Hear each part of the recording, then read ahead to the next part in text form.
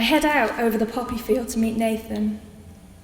He's been talking about the trees by the river, how there's a place where the branches grow together and you can lie right across them and reach your hands down and touch the water. I want to be suspended above the river, looking down at the mirror of myself.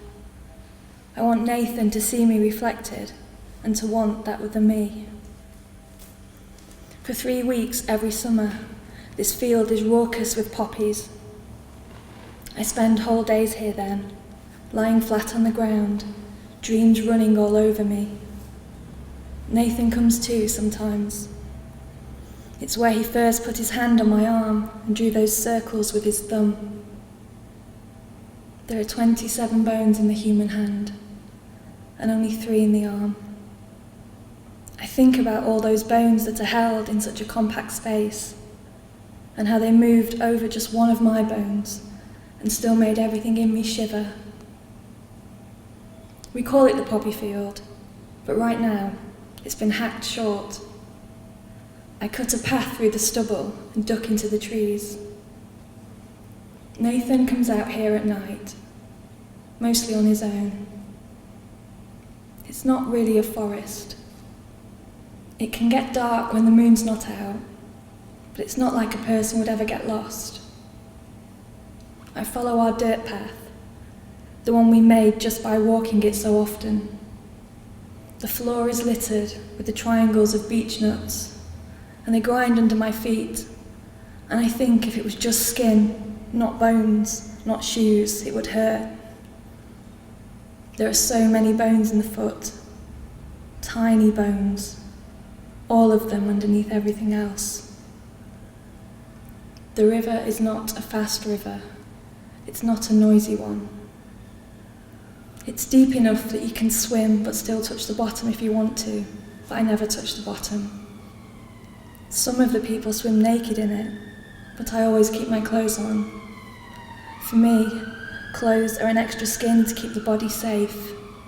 I need to feel held together when I'm out in the world. I didn't always think these things. Nathan hears me before I see him. He calls my name and I follow the sound to the riverbank.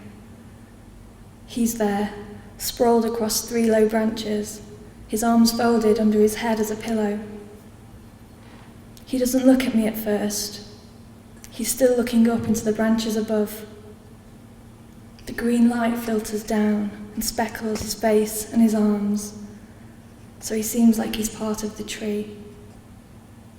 I clamber onto the closest branch and steady myself against the trunk. Below me, the water takes on the green of the leaves and the yellow of my dress. Nathan reaches out his hand and I take it, rebalancing myself. His hands are hot. I step out to where he is, thinking about symmetry. The river underneath us darkens with our shadows.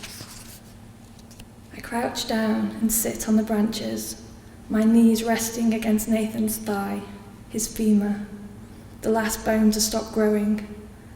Nathan's femur is still growing right now, down inside his jeans and inside his skin. He will get taller, and so will I. There was a time when I was taller than him, and I was less afraid. I didn't think so much about falling apart, about getting broken. And I know the thing that changed me. We both saw it, but Nathan stayed exactly the same. I was the one who couldn't let it go. He puts his hand on my knee. He's the only one that understands why I'm like this.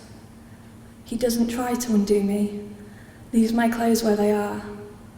And he doesn't laugh or shout when I swim in my dress or when I do other things unnaked. I dip my fingers into the water and watch as they grow darker, less defined. I know that this is just light bending, that nothing is really happening. I try to trick myself this way, into not caring so much. It was a book, a page in a book. There was a fire. There was a man in a chair, and his feet were placed over the fire. Nathan read it out to me, the words about it. The words about the fire burning the skin away, and so the bones, all those tiny bones, fell out.